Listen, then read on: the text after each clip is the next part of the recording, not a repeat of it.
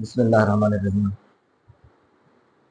अच्छा भाई, next chapter जो हमारा है that is gravitation. Force of gravity ये वो फोर्स होती है जो जिसकी वजह से अर्थ के साथ जितने ऑब्जेक्ट्स हैं with in the gravitational field of earth वो अर्थ के साथ बाउंड होते हैं, या आप ये कह सकते हैं कि अर्थ के साथ वो हेल्ड होते हैं, बाउंड होते हैं फोर्स ऑफ ग्रेविटी की वजह से। किसी भी ऑब्जेक्ट को अगर हम ड्रॉप करें नियर द अर्थ या अर्थ के ग्रेविटेशनल फील्ड के अंदर, किसी भी ऑब्जेक्ट को हम जब ड्रॉप करते हैं तो वो नीचे की तरफ मूव करता है, यानी मतलब ये है कि अर्थ उस बॉडी को अपनी तरफ अट्रैक्ट करती है। तो this force is known as the force of gravity. इसको फर्स्ट टाइम स्टडी किया था न्यूटन ने, और न्यूटन्स लॉ ऑफ ग्रेविटेशन या Newton's universal law of gravitation ये हमने यहाँ पे देखना है। ये हमारा पहला टॉपिक है इस चैप्टर का। तो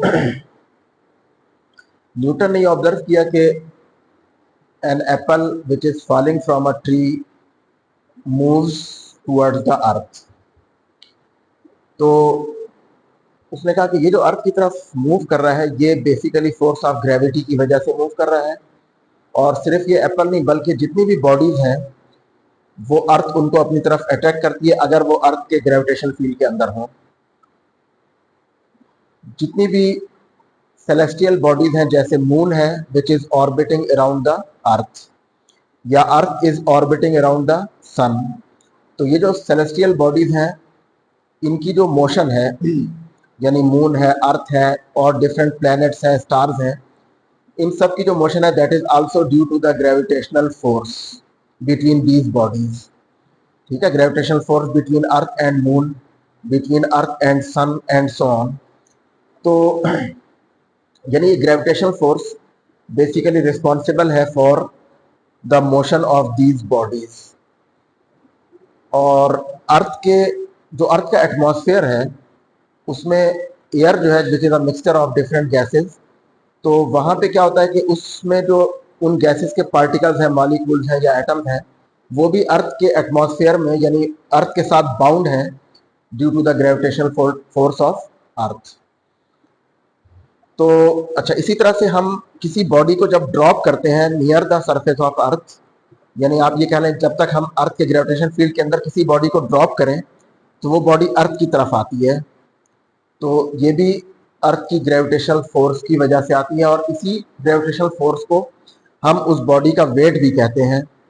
ठीक है, वेट को हम डिफाइन करते हैं as the force with which earth attracts any body towards its centre, that is known as weight of the body.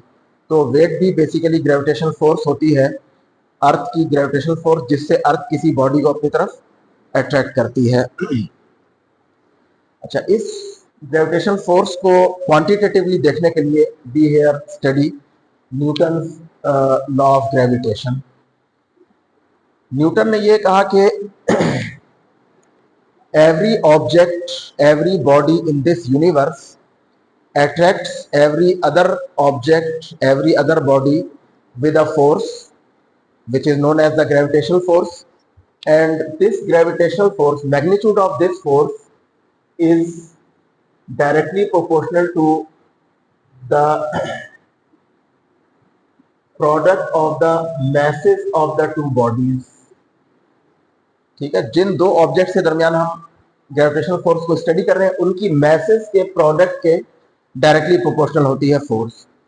यानी सपोज दैट हमारे पास एक बॉडी है जिसकी मास है m1 and there is another body having a mass m2। So the gravitational force between these two bodies, these two objects is directly proportional to the product of their masses m1 into m2। दूसरी चीज जिस पे ये force depend करती है that is the distance between the bodies, and this force depends inversely upon the square of the distance between the two bodies। कि इन दोनों bodies का जो आपस में डिस्टेंस है उसके स्क्वायर पे इनवर्सली डिपेंड करती है फोर्स।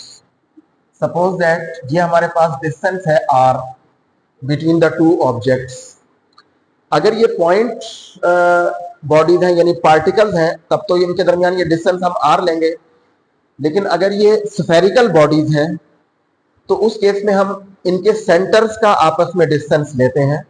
स्फेरिकल बॉडीज के लिए हम ये जो डिस्टेंस लेते हैं that is distance between the centres of the bodies. तो उस डिस्टेंस के स्क्वायर पे इनवर्सली डिपेंड कर रही है force. So according to Newton's law of gravitation, every object in the universe attracts every other object with a force which is directly proportional to the product of the masses of the two bodies and inversely proportional to the square of the distance between these two bodies.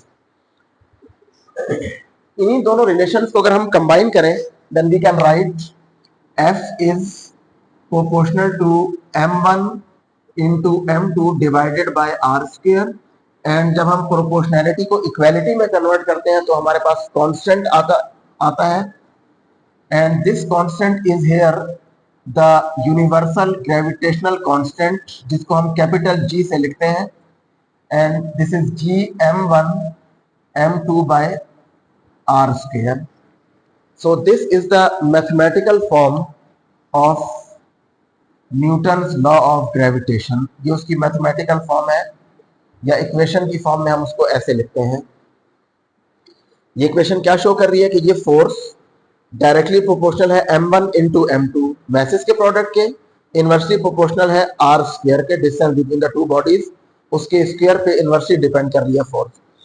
जो constant है which is known as gravitational constant, the value of this gravitational constant is 6.67 into 10 raised to power minus 11 Newton metre square per kilogram square.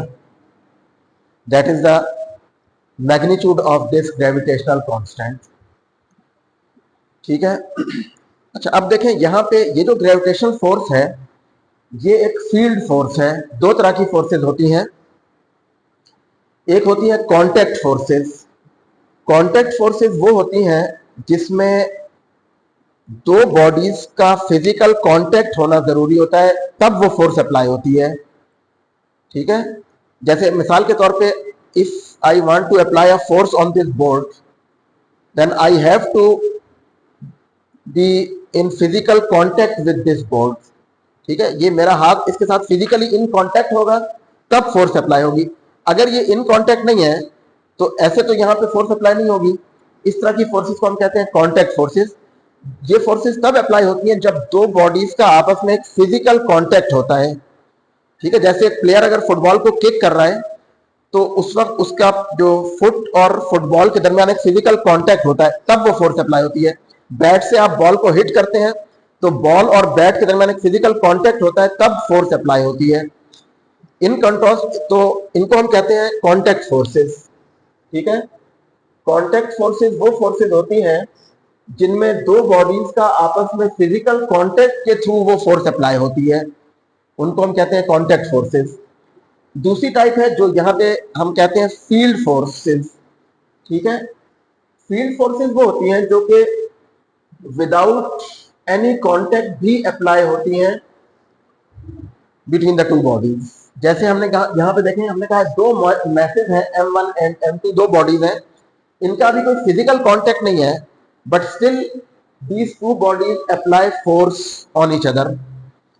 तो इस तरह की force हम कहते हैं field forces.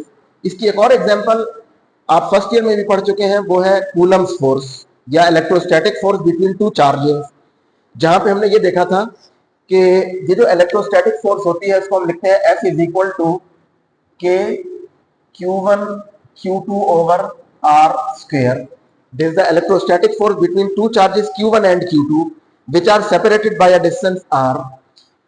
तो देखिए ये भी फील्ड फोर्स है। Similarly this is also a field force.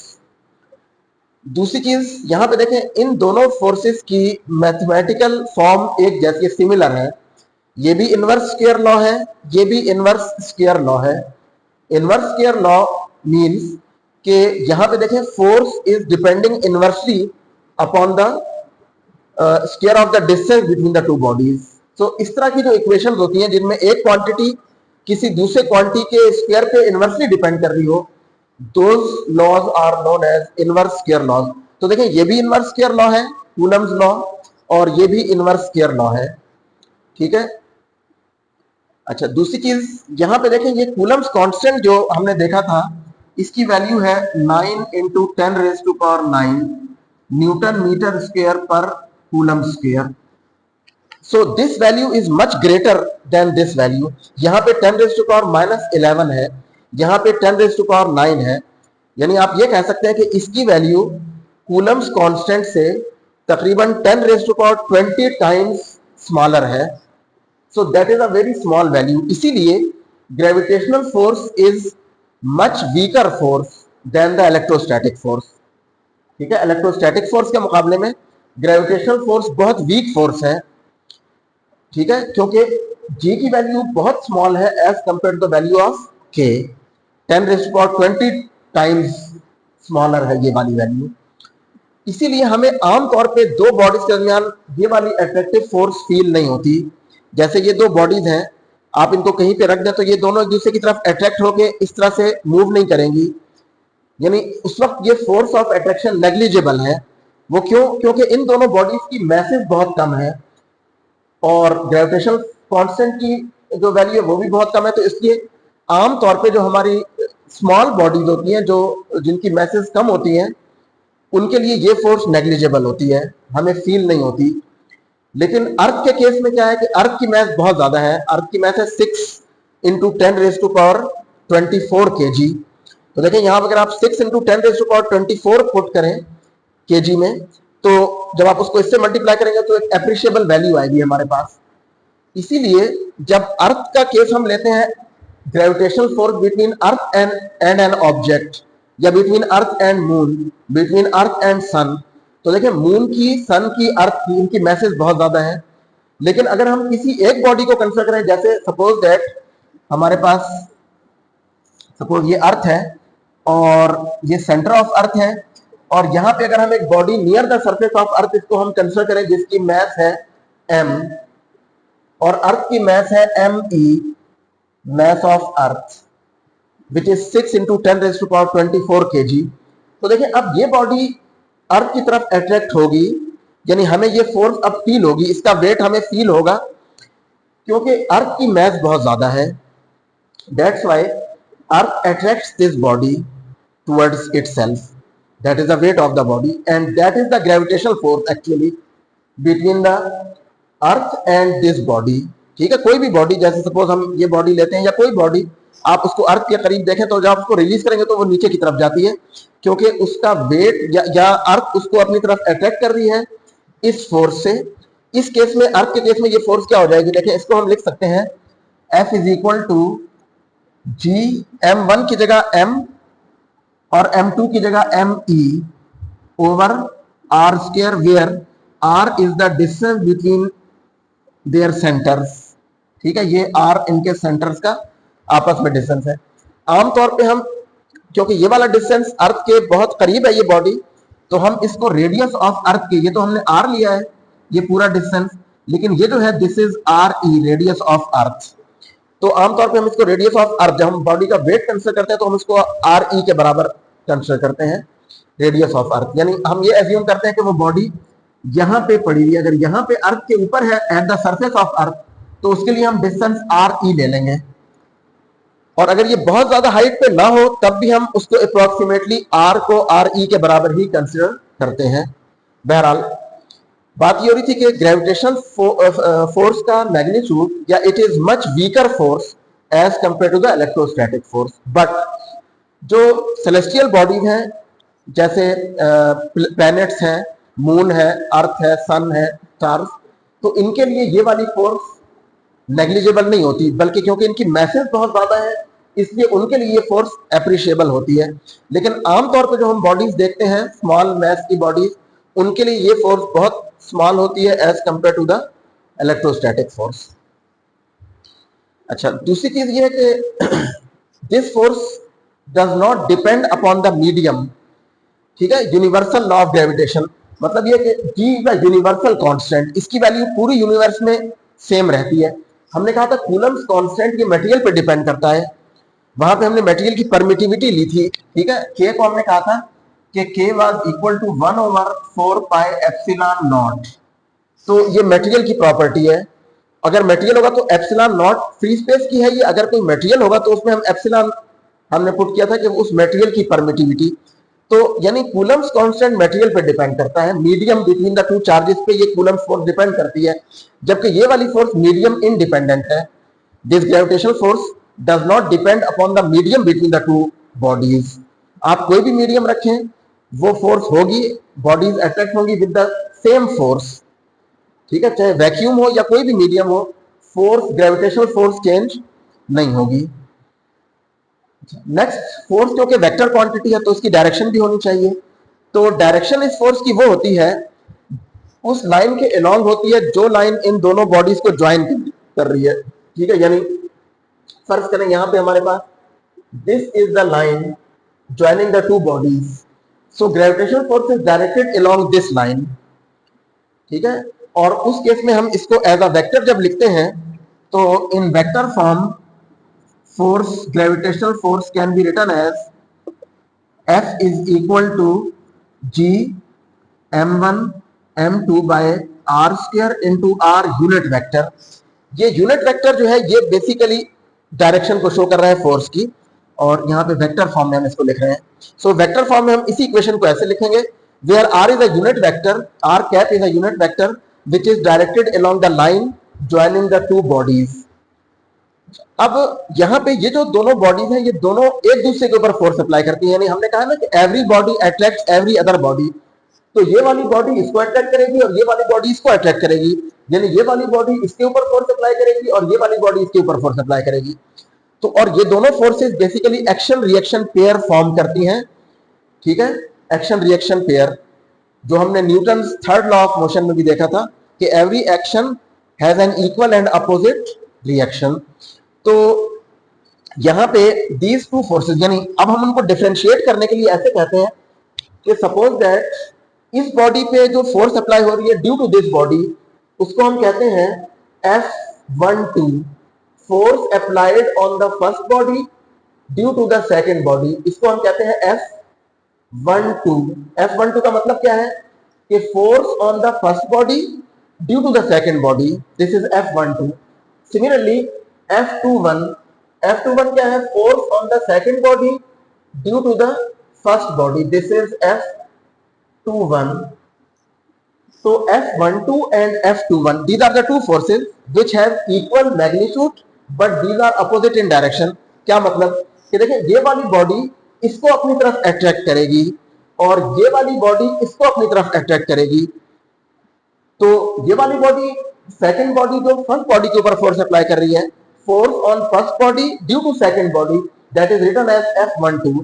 Similarly, force on second body due to first body, this is written as F21, ठीक है।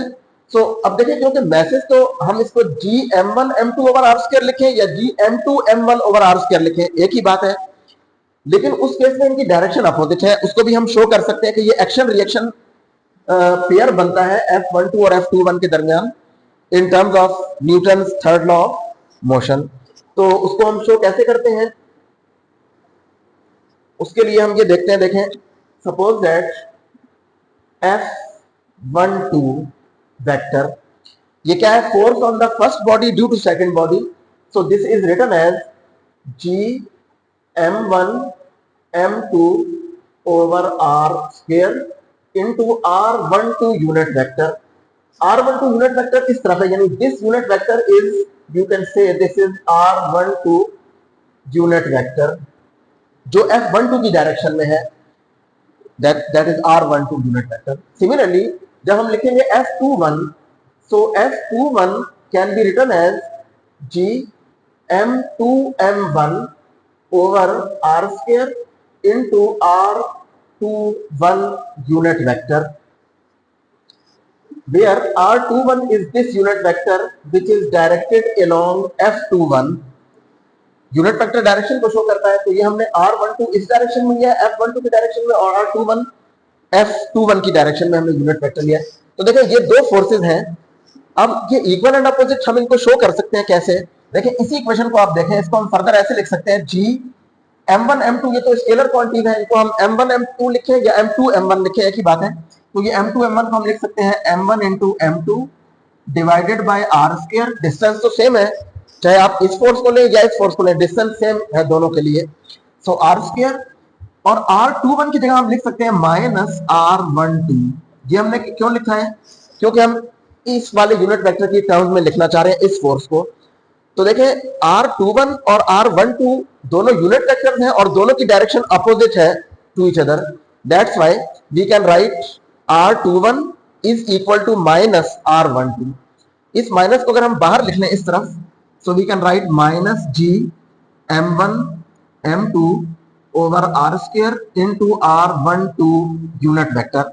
अब आप देखें तो ये जो माइनस के अलावा ये जो टर्म है पूरी, ये F12 को शो कर रही है, और यहां पे क्या था F21। So F21 vector is equal to minus, और ये जो क्वांटिटी है बाकी ये क्या है F12। So we can write F21 is equal to minus F12। तो ये हमने ये शो किया कि ये दोनों फोर्सेस इक्वल हैं in magnitude but opposite in direction. इनकी डायरेक्शन एक दूसरे के अपोजिट है और मैग्नीट्यूड एक दूसरे के इक्वल है, ठीक है, इन दोनों फोर्सेस का। So they form action reaction pair as described by Newton third law of motion, ठीक है। अच्छा, फिर देखें इनवर्स स्क्वायर लॉ है, तो यहां पे हम इसको ये कह सकते हैं कि जब हम डिस्टेंस को ज्यादा करेंगे तो फोर्स कम होगी। जितना बॉडीज का आपस में डिस्टेंस हम ज्यादा करते जाएंगे फोर्स कम होती जाएगी। अगर हम डिस्टेंस को डबल कर दें तो फोर्स 4 टाइम्स कम हो जाएगी, क्योंकि 2 का स्क्वायर यहाँ पे जब हम पुट करेंगे 2 आर की बजाय 2 आर पुट करें तो 2 का स्क्वायर 4 आर, 2 आर का स्क्वायर क्या हो जाएगा 4 आर। सिमिलरली 3 आर कर दें, डिस्टेंस 3 टाइम्स कर दें तो 9 आर आ जाएगा वहां पे। तो यानी मतलब ये है कि फोर्स अगर आप डिस्टेंस को डबल करेंगे तो फोर्स जो है that will be decrease by 4 times.